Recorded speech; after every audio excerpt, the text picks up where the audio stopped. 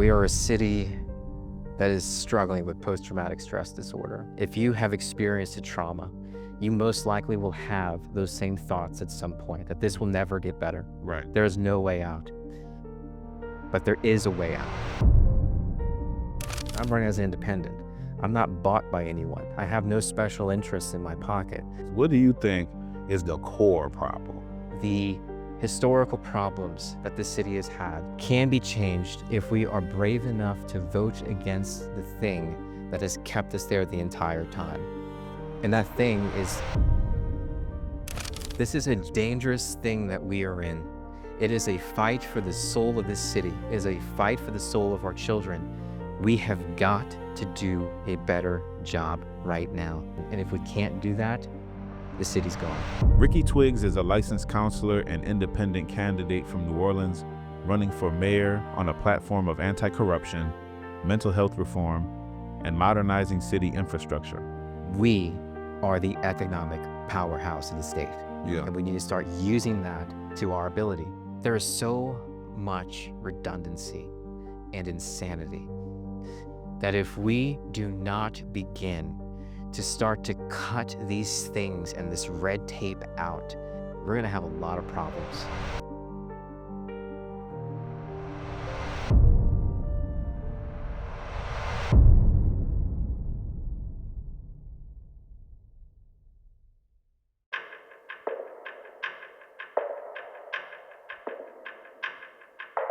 So just open up, just talk a little bit about like, who is Ricky? Like, where do you come from? How did you get to this point where this is a very pivotal election in New Orleans? How did you get to where you are right now?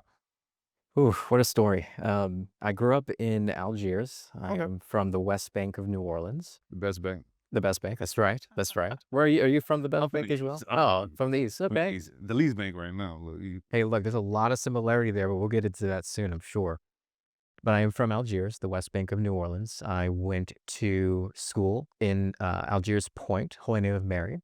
Um, did my, let's see here, high school career at Archbishop Shaw. oh yeah. Yeah, Archbishop Shaw. And then afterwards, I have spent my years in college here. I went to the University of Holy Cross, also on the West Bank in Algiers. Graduated both my bachelor's degree and my master's degree. I am a licensed professional counselor and supervisor. I primarily work with teenagers that are dealing with whether it be addiction, neglect in the home, things along those lines. Work primarily with the youth, and it's been something I have enjoyed for ever since getting my degree. It's one of my primary focuses on adolescents and children. So why counseling? What made you get into it? What was the catalyst for you to get into that line of work? Absolutely. So when I was younger, a little bit younger, in my 20s, I was a business consultant and I did a tremendous amount of work. So I started a consulting company when I was 18 years old No, nice. and it did very well. But of course, in doing very well, you have to perform. Right. And in that performance, I found myself having a lot of burnout moments. And those burnout moments for me looked like panic attacks. And so it was really difficult for me to navigate that on my own. And so eventually I went to therapy and it opened a door for me into a way of being that wasn't debilitatingly anxious all the time. Yeah. And when I had that magical miracle moment happen, I was like, I want to do that for other people. Mm. I want to give them that same thing. And that's exactly what I did. I went down that road. And I wish when I was a teenager that I would have had somebody to talk to. So that is where I went, was with the teens. Because by the time I was an adult, it was a lot of unpacking of things Yeah. at that point in time. But I knew if I could make an impact, it was going to be with teenagers. And that's exactly what I did. So I went and I still work with a few teenagers from time to time. So let's talk a little bit about New Orleans and our mental traumas, right? Things that we suffer for. This is the anniversary of Katrina this year. Is a really big date. Yeah. As a psychotherapist, how do you think New Orleans has responded to that is from a mental perspective? And where do you think we need aid in that regard? Our response has not been good. We are a city that is struggling with post-traumatic stress disorder. I think we can see that everywhere we look. the remnants of Katrina, the scars of Katrina are everywhere. Yeah. And it's something that we can't ignore. And it's something that we haven't effectively treated or even began the process to Think about healing. treating. Yeah. And that's where we have to have an entire switch on not just our political system, but within the spirit of the community. And I think in a lot of ways, the spirit of the community has been beaten down a lot since Hurricane Katrina, since 20 years ago, essentially. That the voters in the community have become tired and they have become cynical and somewhat apathetic to the process. And how can you blame them Yeah. when you still have the same problems that we've had for decades? We have issues with the streets. We have issues with crime. We have a rising domestic violence problem in the city. We have issues with our schools, education not being funded properly. Mm. We have infrastructure problems that Problem. it, the list can go on and on and on. We have not addressed the problems enough. So what happens then is that the community becomes tired. They need change, they want change, but they feel as though change cannot happen. Mm. That's a terrible place to be. But think about it. If you have experienced a trauma, you most likely will have those same thoughts at some point that this Mm. will never get better. Right. There is no way out, but there is a way out. And that is what I'm hoping this campaign has the potential to do, is to turn that spirit on for people and to awaken them to see that the possibility of better is within their grasp. Mm. And we will do things that haven't been done before in the city. We will properly address the historical problems that have happened. And we can do that Mhm. in a couple of different ways that I think will be very effective. The first one is I'm running as an independent. I'm not bought by anyone. I have no special interests in my pocket. I have no mega Republican donors, no mega Democratic donors. It is my money that is fueling this and community support, just like yourself, right? Like individual people that are donating. I think that generates the excitement. Yeah. And then what we have to do is that we have to hammer home a message that the historical problems that the city has had can be changed if we are brave enough to vote against the thing that has kept us there the entire time. And that thing is electing the same politicians over and over and over again, expecting a different result, but getting the same disappointment in return. We have Yeah. historical candidates that have run without any sort of return on investment for the people. And how can you not be tired of that? Yeah. And when I think of the plethora of problems that we have, think of it like an onion, right? You peel back the layers, you peel back the layers. What do you think is the core problem? Like if you go back to the root, because I like how you're talking about history and Sure. bringing things back to the basics, getting it back to what are the roots. So out of all of these issues, where do you think the core problem sits with New Orleans? Core problem. That's a tough question. Mm. And it's tough because I think that there are multiple core problems that are happening.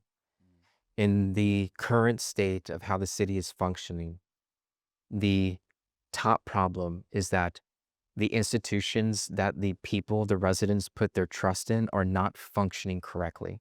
So, for example, we have a DA's office that is ineffective at prosecuting crime. We have a police force that is dwindling because they have low morale because they're arresting the same people over and over again, and nothing is being done to protect the community. As well as, and I'm sure you have seen this, when you walk outside and your streets are all messed up, Oh my God. what kind of message is that? What kind of symbol is that? That is a historical problem. That's a problem. When you get your bill from the Sewage and Water Board, another historical problem. Back in 2004, or 2014, 2013, there was a report done by a consulting firm that said that the water prices would rise by like $120 by 2021. And sure enough, they have. Wow. The water problem has been a consistent historical problem, the energy problem. We are being charged more for things that we're just not getting enough of return on investment on. We have massive power outages that are occurring throughout the city. These things will not go away with Right. the same leadership we continue to put into place. The institutions have lost the trust of the people. And I would say that is one of the Yeah. top priorities that we are currently in the black hole of, is that the institutions have no meaning. And if the institutions don't have meaning, the residents can't even prescribe meaning to it. So therefore, there is no trust. We have got to get our institutions functioning again, and if we Mhm. can't do that, the city's gone. Yeah. I would say that with one more problem historically is this concept of the oppressed versus the oppressor, and that goes back to the institutions that we have there, and you can see this with, um, uh short-term rentals, for example, Mhm. and who owns these short-term rentals? A lot of these developers are out of state. Yeah. They're not even local, so they have no idea what the culture is of these buildings that we have or these landmarks or anything like that. They have no regard for them. The history lies with the people here in this city. We need to be getting very serious about Mhm. our housing and our development and our infrastructure, because before we know it, they're going to be taken over completely by Mhm. outside forces, and the culture that we are trying to preserve is not going to be there. Yeah. We have got to get serious with it, and we're not. The leaders that we have currently they have not done enough. And it's disappointing for everybody. It's disappointing from the people from Algiers all the way to the east, to Central City, Mid City. We are at a precipice of a major problem. The problem is that if we do not elect the correct leader in this election, the city of New Orleans is either going to experience prosperity or it's going to experience complete catastrophe. Mm. There is no in between. And we are literally seeing that right now. The structures are falling apart, despite what certain individuals with certain agendas are trying to show or say. Mhm. That is not what is happening. If you were to go around and ask the citizens in this city, how do you feel about the city? How do you feel about things that are happening? You're going to get a negative response, even from tourists that Yeah. have just visited. I've encountered numerous tourists that have told me, I will never come back to the city of New Orleans after what I have seen here. Mhm. That is not good. Yeah, not at all. That's not good. The streets is a major problem for tourists to see that. Horrible. Horrible. And I had one tourist even tell me that she was saddened by the homeless problem that we had here and that we are not addressing that. She was like, "This would never happen where I'm from." That's a major problem. We've got to get serious about everything, and we're not. And that is so to go back to your question, the 2 top problems, I would say institutions, they're just not doing what they were designed to do. Trust gets lost. The second thing is the oppressor and the oppressed. And yes, there is a historical financial apartheid that has been happening in this city, and we are all aware of it. Yeah, yeah, and it sounds like a values issue. It seems like when you have misaligned values where people come in from out of town, they don't really know or hold value the same thing that we deem as valuable, right? So let's talk about your core values. Like, what are some things or some pillars in your life that you stand on, and how would you weave that into this mayoral office if elected? Great question. I would say that integrity is going to be the top value for me. I'll just go ahead and list them, and then we'll Okay. have a conversation about them. Integrity is first. Second, I would say is compassion, and then third would be advocacy. Mm. Now, integrity is something that I believe has been greatly lost throughout every sector of government in the US. And locally, microly, right? Like if we look at this under a microscope for a minute, New Orleans specifically. If I were to ask you, do you believe that our leaders have acted with integrity as a whole? Mhm. What would you say? Nah, not really. Like if I look at the results, it's the proof is in the pudding. You really can't see the change, especially in the last 8 years, in my personal opinion. Yeah, and I would completely agree with you, and I think if we were to interview the other people in this room that they would probably say the same thing. Mm, So the question is if our leaders do not act with integrity, how can we expect our citizens to do the same? We mm, can't. It is a collective, it is a system. yeah. So, for example, if a child is not raised in a loving home, or if a child is not raised with respect Mhm. in a loving home or a respectful home, what's going to happen to that child? They're going to lack love and they're going to lack the ability to give respect. And the same concept as the city. If the city leaders do not act with integrity and they act with impunity, Right. where does that tell people within our city who are at the most vulnerable To stages? do whatever you They want. can do whatever they want. And that's a very scary thing, especially with children. And I think we're starting to see a lot of that happen. If we don't begin to heal the wounds that have been inflicted upon us for the past 150 years under various Democrat leaderships, and I'm not saying that Mhm. all the Democrat leaderships have been that way, that is not true, but the ideology has crushed us. Yeah. We have got to escape. And the best way I know how to do that is by acting with as much integrity as humanly possible in any given situation. You have to have the system to where the system breathes and lives under integrity. If it doesn't have that, the institutions will hold no weight whatsoever. They will have the same problem that we have today. We need a leader in that office that has the integrity to stand up to the things that are morally and ethically wrong, and we haven't had that. Yeah. So being independent, I want to double click that really quick. Why do you think New Orleans needs an independent candidate? And I know you mentioned Mm, earlier about, to the degree of not being bought out, but are there other reasons why independent candidate may be the best option for New Orleans in this time? 100%. The greatest argument, I would say, is that if you look at the donor list with the major Democrats, and even sometimes you'll get like a Republican candidate every once in a while, but we'll focus solely on the Democrat donor list. There's a lot of Republican mega donors giving to the Democrats here. Wow. That should make everyone question Yeah, that's great. what is happening. That's great. I didn't. If I was a Democrat and I stood on strong Democrat principles and ideology, I would be sending that check back. I wouldn't want it because it's an oppositional ideology, Hmm. right? Yeah. So that tells me that there is something occurring that we are not privy to. Mm. And that scares me because backroom deals should not be happening.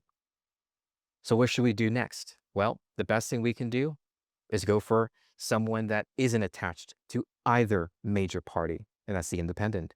The independent, as myself, as which I am not funded by mega donors. I am Mhm. funded by myself primarily. Right. I have started raising community money, Mhm. but I have no intention of taking more than $100 from anyone. Yeah. We have capped the donation pool to be $100 only.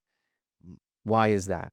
Yeah. Because if I start to accept larger checks, those people are going to want more. More favorable. And I have no interest in giving them anything. Mhm. They have taken enough from each of us individually through taxpayer money, which means they have robbed the city blind. That will not happen with me. What are some things? And actually, before I get to that, so why have you decided to run for mayor now? Like, why now?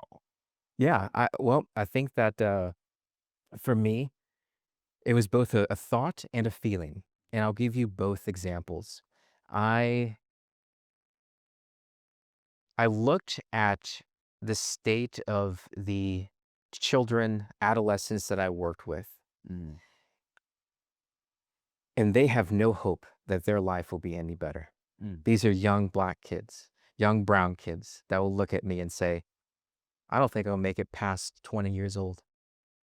Wow. That's a hard thing to hear. Yeah. That's even a harder reality for that child. Mm. I don't have to live that life. They have to live it. Right. But what is happening is that if you were to ask these young kids, who is your model? Who is your role model? They don't have one. Who's your person that you look up to in the city? They don't have anyone. The elected leaders, who do you look up to? I don't have anyone. This is a That's great. dangerous thing that we are in. It is a fight for the soul of this city. It is a fight for the soul of our children. We have got to do a better job right now. What I would say is that if we do not help our kids, everything is going to fall apart. And we've seen this happen before in numerous other cities. Yeah. And we've experienced the chokehold here. So what I would say for myself, having children, adolescents, and teenagers talk to me about their plight, how could that not spark any sort of passion to do better? Yeah. So that was one. The second one was more of a feeling. It almost feels like it's a moral obligation for me to do this. And I say that with as much conviction as I possibly can. It truly feels as though it's a moral conviction. I am able bodied. I have the capability, the knowledge, and the education, the business experience to do this. Yeah. Why not? Yeah. Everything else has fallen apart. Why not tackle this beast head on? Why not go out and try to slay this dragon before it burns everything to the ground? And I'm tired of hearing people complain about the state of the city and not do anything about it. Now is your chance. Someone like you is taking a step forward. Here's the change that you want. Yeah. Here's the potential for it. Do something about it. I like that we are talking a lot about the youth. And I feel like this is the more youth-centric interview out of all of the other candidates because, it's your line of work, right? Absolutely. And we're transitioning into the section of like education and youth development. So this is probably going to be where you shine. It's your chance to shine. So there's a lot of issues with accountability in education. Like the New Orleans education problem it seems like we're always the hotbed for testing to experiment on how certain systems should work, whether things should be in federal control or in local control. Let's talk about education in the school systems, your sentiments on where we are now and what could you do to improve it if you think anything needs to be improved. Oh, everything needs to be unique. I think we've got to do a better job of raising the institution out of the hell that it is in. And that not only goes for the school board, but it goes for the entire educational system in the city. If I were to ask you, what do you believe has been the historical problem in relation to education in the city? What would you say? Privatization of education. So schools getting direct financial incentives, right? So it makes it about the money and not necessarily about the students. Absolutely correct. And I would agree with you. We were promised we were promised so much after Hurricane Katrina by the charter school system, Mm, and it has not provided the fruit of its labor. mm, And I believe right now the damage has not been fully done to where we can't make a switch back to neighborhood schools and bring everything back under public education again and to revitalize that. That I believe is not out of possibility. yeah. I believe it is well within our grasp. And not only that, it needs to be in our grasp. Mhm. The charter schools have failed us. Failed. There has been a what? There was a study that was completed last year, I Mhm. believe, that said that less than was it 40% of kids were grade ready, Mm, and then there was about 12 to 20% of children under the age or teenagers in high school that couldn't read. wow. What is happening? Wow. They are not doing the job that was promised. And in my opinion, if you don't do the job that is promised and you've had 20 years to do the right thing and you haven't, that's Mhm. a problem. You've got to go. We have got to look at this. Education is by far one of the most serious things that we have got to look at. And with education should come opportunity. Mm, Our schools are geared toward a lot, and of course we have to because it's a federal mandate. mm, We have to reach federal requirements, testing wise. But not every kid is going to be built to go to university or college. It's not a bad thing. yeah. We need more Right. trade opportunity. Mhm. Our kids have no opportunity here, which is why we have lost over 100,000 residents since Hurricane Katrina. Over the past 20 years, we've lost 100,000 people. Yeah. We're losing more by the year. I think it's almost 2.4% a Yeah, it's year. increasing. Yeah. It's insane. And a lot of those people are our youth. We are losing our young people to better opportunities in other states and other cities Hmm. when we are the economic powerhouse of our state and we can't even retain them. Yeah. Yeah. That should be a red flag for everyone. It tells us that the institution of education has failed here. And so, yes, I do have radical ideas in how to offset that problem. Yeah. You bring the school board under mayoral power and authority, and then you have someone that you can point the finger at and say, it's his fault. Yeah. Because as mayor, yeah, point the finger at me if I don't succeed in that. Because I can take that, and I should. I can hold the accountability. But when the schools fail and we have all these children fail, who gets the finger? Who gets pointed at? Yeah. That's real. There's no accountability. Zero. Zero accountability. And it's a big funding issue too, because a lot of the schools were, quote unquote underfunded, right? 100%. And that was a lot of the reason why, the privatization of it happened. Yeah. So how would you work with state and federal agencies to ensure the funding of these schools so that they get the adequate care that they need? Great question. Creativity, Mm. leverage. We are the economic powerhouse of the state. Yeah. We drive the economy. We have a lot more power than has ever been used by any of our politicians in relation to the state. Mhm. We are the economic powerhouse of the state. Yeah. And we need to start using that to our ability, and we're not. What I would also say is that our leaders have a terrible budgeting. Just they're terrible at budgeting. I don't understand it. It's confusing to me. I think it's confusing to most of the citizens that Really look at the confusing. budget. It doesn't make any sense. The budget is a disaster. What we have to do is not increase our budget. We have to reallocate the budget.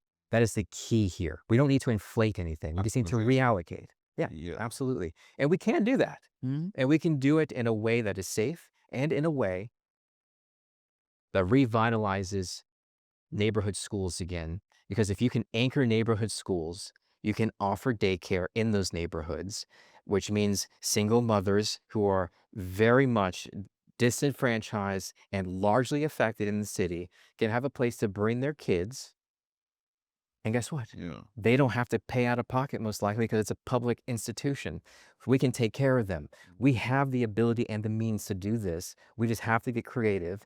And we need to ask ourselves and our past representatives and our past leaders, why haven't you done this? Right. You've had the opportunity to get creative and you haven't. Right. This is a serious problem because what it's showing you is that these individuals at the heart of it do not care if things change because they like it how it is. There is money in suffering Yeah. and there is money to be made. And we have seen it time and time again. There has got to be an end to it. Do you think that, and this is my last education question, do you think there's a pipeline to be built between the K-12 schools and a lot of our colleges? We have wonderful colleges like within New Orleans and Louisiana. Like, how do you think these partnerships can be strengthened to kind of build a pipeline? Yeah. Yeah. Because we have, to kind of throw a little bit extra on this, we have like schools like Tulane, right? Yes. And it's like, I went to 35. I wouldn't have even dreamed of getting into Tulane. That wasn't even an option. Right. You know what I mean? So even UNO and stuff like that. So Yeah. how do we strengthen these relationships between these K-12 and these college campuses? Yeah, I think a lot of it has to do with two things. I think the first one is that we have to, number one, demand that these higher institutions go out and recruit our young people. I think that's the first one. And then secondly, the higher education, they have to start offering more scholarships, more incentives, more reasons to go to their schools because the other schools out of state are beating us every time. Yeah. Yeah. It's really the problem of the higher education system to go out and to retain these children. Now, what I would also say, though, is that higher education, 100%, we need to really beef that up. But we also need to create a better pipeline for our trade system and our trade Mm. schools. We have, we need to, I mean, my God, look what we're surrounded by. We have airports, we have a port, we have a train, we have everything that Yeah. you could possibly want. Yeah. We have it all. Why are there not enough trades? Mm. Recently, I had a discussion with a underwater welder, and he was like, "Yeah, we would gladly take more." people. We don't have enough. Nobody wants them. When you talk to the carpenters, they'll tell you the same thing. We don't have enough. I'll take 100 people from you today from school. We have a crisis of workers and laborers, Mm. and there's nothing wrong with going that route. We need you. And not only that, but you're probably gonna get paid more More, yeah, for sure. than the college educated individual would at the jump. Yeah. There's nothing wrong with it. And I think in a lot of ways it has been stigmatized very wrongly to go the trade school route. There's nothing wrong with going that route. You can have a great, successful life. Yeah, and there was a time when you could get a certification at a high school. That's correct. Like a plumbing or electrician. Yep. And then they pretty much ripped those out of the schools and then started selling us on the higher Correct. education, which to your point is or can or cannot be for you, right? So kind of in a transition, we're thinking about higher education and talent. There's a lot of young talent. We lose a lot of our talent to college, right? Because they will go out of state to go to these colleges and then not return. Correct. Like the only reason I returned was because my mother had passed away. So if it wasn't for that, I'd probably be in DC working at C-SPAN or something. We'll never even have looked back, right? So let's talk about innovation. So innovation is my personal favorite topic. So I do have a startup called Jam Around, music tech startup. Newtral Groundz has a lot of tech initiatives, and we're really big on innovation. Like we're big on AI, we're big on automation, we're big on just figuring out how can we systemically solve issues instead of just kind of putting a band-aid over them. Sure. So I want to get your thoughts on that. For the first question I have is, where do you think New Orleans needs innovation, Okay. and how do you think it can be implemented to streamline some processes? New Orleans needs a lot of help with innovation. Um, a lot of help. What I would say is that the areas that we have lacked in for so long, such as technology, and we can really hone in on just tech in general. You'll see kind of like patch fixes. Like recently, there was a flood detection system that was put through, which is winding up going to cost us more in the long run because they've failed essentially. They just haven't done what they were promised to do. But in setting up this transaction of these flood monitoring systems, what we found is that the city of New Orleans gets 1 year for free, I believe, and then the city of New Orleans starts to pay for these systems. Why are we paying for data? Data is the most important thing in the world, and you would know this Right. as someone in tech, right? Like data is so valuable and so We important. have it all in New Orleans already. We have it. Why are we paying someone to take our data? Can someone explain that? Because I don't understand it. That tells me that the leaders do not understand the technology. And maybe this is because I'm on the younger end of that spectrum. I'm 33 years old right Wow. now, but tech has always been around for me. Yeah. I know how to leverage data. I know how to leverage tech. We can make a killing off of it if we just approached it the correct way. Our leaders haven't done that. And instead, what they have done is that they we're essentially giving our data and Giving it a paying them. pain to take it. And That's then what are they gonna do with the data? As someone who works in data, what do you do with data? You sell sell it. it. You sell it, right? And you make more money off of it. Yeah. And so what happens to us is that we are losing on two fronts. Mhm. It's a terrible situation. Innovation, one of the big things for me is that we have got to get ambitious with opening up n- infrastructure. Why is it that we have an airport, two airports, a port, big port, the Mississippi River, we have The mouth a of the the Mississippi. mouth of the Mississippi River, we have a train system, multiple train systems. Why are why are we not building jobs around these things? Mhm. These are vital heartbeat hubs for us that we could easily invest in. My goal is to create 41,000 jobs in my first 4 years, 10,000 jobs plus every year. Now, how can we do that? By being very ambitious and opening up the market to really big, innovative ideas. Why is it that the city of New Orleans, with as much of a power outage problem that we have, why is it that we do not have battery banks built anywhere? Yeah. Other places have this. Other countries have this. Why don't we? Why is it that we haven't invested in hydropower within the Mississippi River, the most powerful No river in brainer. the US? Why is it that we don't have that built? If you can build a hydropower station or multiple throughout the city of New Orleans and you have battery banks, you can create endless free energy all day long. Mm, Why do we not have these innovative ideas hitting us? yeah. And once you have money flowing, guess what? Communities start to improve. Guess what? Mhm. People start moving back Yeah. and we start to retain people because now there's jobs, there's opportunity, there's money here. Yeah. Why are we not doing these things? This is what I want the people of New Orleans to think about. Why haven't the politicians who have the audacity to run, in my opinion, why aren't they running right now when they haven't done anything? The city council members are the legislative branch. Where have they legislated to make this better, to make the money flow? I haven't seen it. I've Mhm. heard Lincoln Beach was going to be reopened 10 years ago. Where is that? Where is it? That's a great point. That's a great point. And to the innovation conversation, there is things like hackathons, right? And Yeah, these different things that happen. conferences. Yeah, Yeah, and then they don't include the actual problems of the city. correct. So when you think about like a city like Venice, right? That's something like we need to be learning from them, or really exchanging information on how do we even live within these conditions. Like there are so many things that if we just repositioned ourselves and incentivize people to solve these problems, there'd be a lot of problems being solved. Like glass half full. I don't know if you know Fran. She created a company where she's turning glass into sand Yep. to restore the coast, Absolutely. right? And it's like that's really a big need for that, and it's impact. Yes. And in New Orleans, we're kind of like the Mona Lisa of America, if you ask me. Like we're one of America's last actual authentic art pieces. So the preservation of it is a part of our business model. But then that also can stagnate innovation because it's like preservation and innovation, kind of like oil and water. So talent wise, what strategies or incentives will you put in place to keep talent around New Orleans? Yep.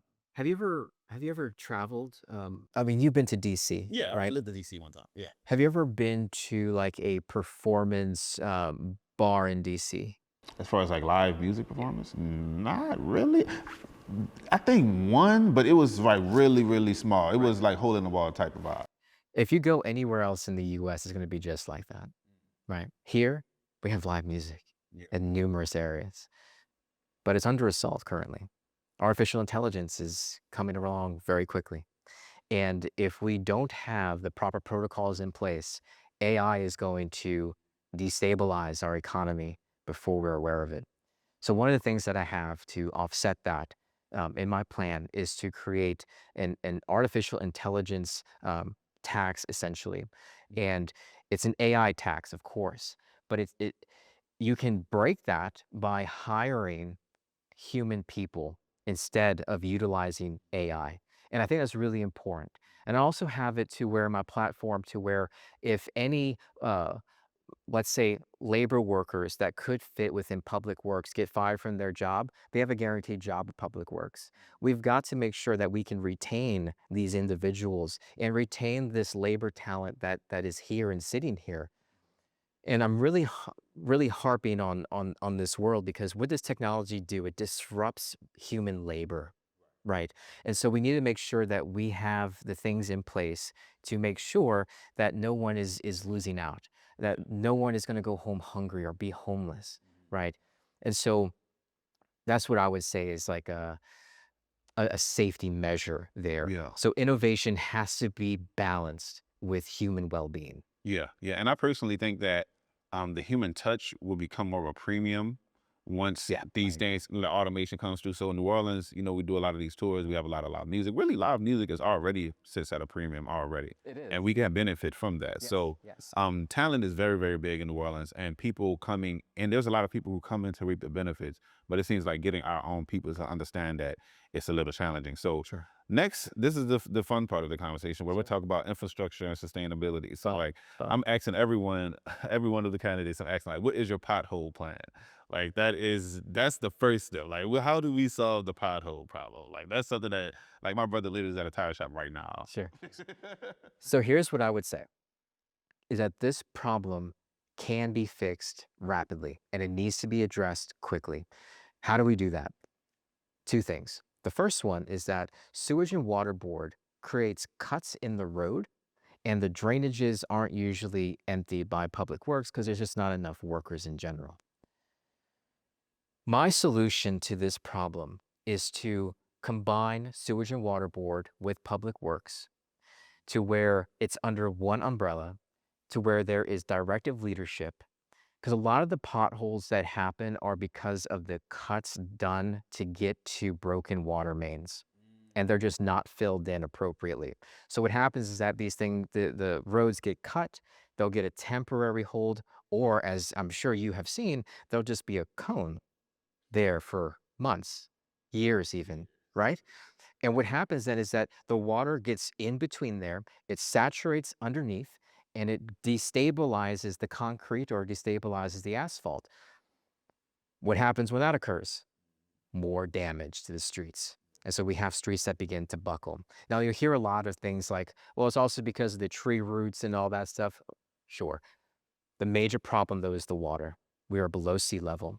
So we really have to address the sewage and water board problem. The best way I know how to do it is to combine it with public works. If that is unsuccessful, we have to privatize it, to build the institutions, make sure that they're operating effectively, and then we can fix things. Yeah, and then it'll naturally kind of progress. Yes, yes. So outside of the potholes, which is funny because that's more of a that's a petty thing to have even have to ask mayoral I candidates, agree. right? You know what I mean? And it's something that the community is like fed up with. 100%. What are some other major infrastructure projects that you would tackle outside of, the streets? Absolutely. So to go back to our previous conversation about oppression, I will write a report, or an outside psychologist will write a report for a child to get, what do they call them? Accommodations. And the schools will say, no, we want our person to test them, which is an odd thing to say. It's a very strange statement. Or they'll say, you can't do this test. We need it from this type of individual, a psychiatrist. It's like, okay, that's not a problem. But it takes almost 6 to 8 months on average to get in with one. So, what is that child going to do in the meantime? Suffer? Probably. Struggle more? Probably. Get tired of school? Probably. Get frustrated? Probably. There is so much redundancy and insanity that if we do not begin to start to cut these things and this red tape out, we're going to have a lot of problems and nothing is going to change. So, advocacy for me is fighting for my kids every single day. And I do. Even, even though some of them, I'm not even a therapist anymore, I still have to fight for them because I have their chart and I have their record, which requires me by law to fight and to advocate for those students. And let me tell you, those students that the students currently within this current school system that we have struggle every day. Yeah. And let's think about New Orleans as the kid, for example. Let's personify New Orleans. New Orleans is a kid and it's coming to your office to get advice. Like what red flags would you see in just the overarching condition or mental state of the city, and how do you think we could go about remedying some of those issues? Like you said, PTSD early on, and the reason I ask is because you're the only psychotherapist that is running for mayor, right? So this is it's a very big there's a very big mental health issue in New Orleans, and I want to just get your take on how do we begin to improve the current mental state of the city as a whole? It's a tough question because it forces us to face realities that are dark. It forces us to face the cynicism that we hold, that things will never change, that things will always be the same. It challenges us to fight against hopelessness, in some cases, learned helplessness. Yes. It forces us to have to look at these dark parts about ourselves. And I think right now, at this very moment, New Orleans needs a healer, not another politician. We need someone that will listen to the city, that will do everything that they possibly can with integrity to drive this city to a better future. And the thing is that I can't do it alone. It requires all of us, every single one of us to do something. And I think, not only do I think it, but I feel it. There has been significant moments in history where a population was hopeless. They had learned helplessness. They were cynical. If you look at the history of Joan of Arc, for example, France was in that exact same state. She liberated Orleans from British control. She was the hero at that time, or the heroine at that time that they needed. The odds were stacked against her. Young woman, she was like 16, no military training, nothing to her name, poor, impoverished, no family name whatsoever. And she was able to lead a liberation to get out and to free France and to liberate France. And we have seen this countless times throughout history. And I think that this is one of those moments where we have the ability to break the political machine that has put us in this position. This is our opportunity to strike, and we have to do that now. If we don't do this, the city is going to experience something that I can't describe to you. But not only that, this is the most important election the city will ever have. And I think we all feel it. I think we all feel it. We can't get this wrong. Hmm. Yeah, I agree with that. And a couple more questions in closing. The first one that I want to talk about is your top priority Yeah, first year. absolutely. So, perfect world, you win there, confetti pops. Yes. What you doing in the office the next day? What's the first year look like? First year is a lot of auditing.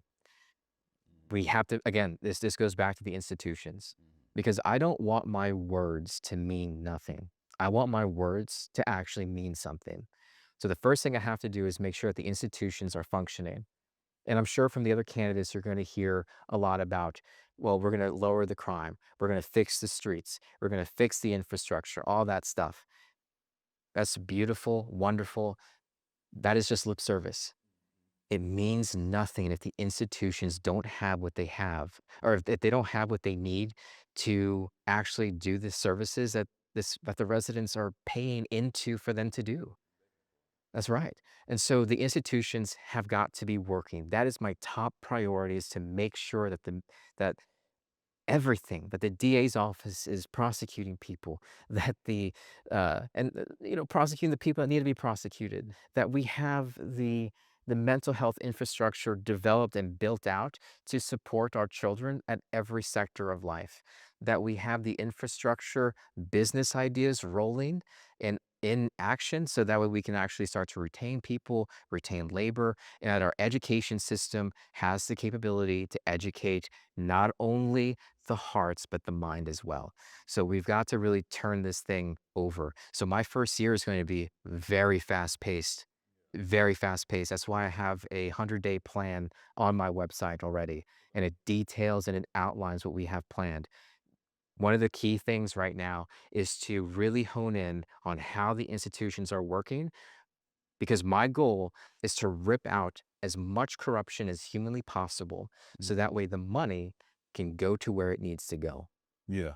And I would leave this as our closing question. New Orleans has always been seen as a very, very corrupt place. Even in the founding of New Orleans, like Sure. criminals, and you Yeah. know how it goes. I don't know if you've been to the Storyville Museum. Yes, I have. Yeah, they give Yeah. you the whole rundown. So corruption, how do you plan to tackle it? And is there any challenges that you foresee that you've kind of predicted of how you would manage to get New Orleans cleaned up in a sense? Absolutely. I can tell you, they're not going to like my solutions. And by they, I'm talking about the machine, the political machine. My solutions are very transparent oriented. We have to create checks and balances throughout everything, and not just like hypothetical checks and balances. I'm talking about real time checks and balances, Systemic balance. systemic balances, where the budget is live and you can see every dollar and expenditure being paid. Oh, no, yeah, that's That nothing. that's what we need. That's transparency. We need to have it to where if you're a taxpayer within this Orleans zip code, you should be able to go and see the budget live and know where your tax dollars are going. If you're paying into the system, why can't you see it? You should be able to. And I think every citizen and every resident I've talked to has agreed with that. The only people that haven't, How people spending the money. that's accurate. So, one of the things that we have got to get serious about is tackling corruption, because it is, to every single resident will tell you, that is one of the major problems in the city. And I am the only one that is not sold or bought by anyone. I am the only one in this race that has a clear plan to destroy the corruption in the city once and for all. And to not only destroy it during my term, but to make sure that in the future it'll never happen again.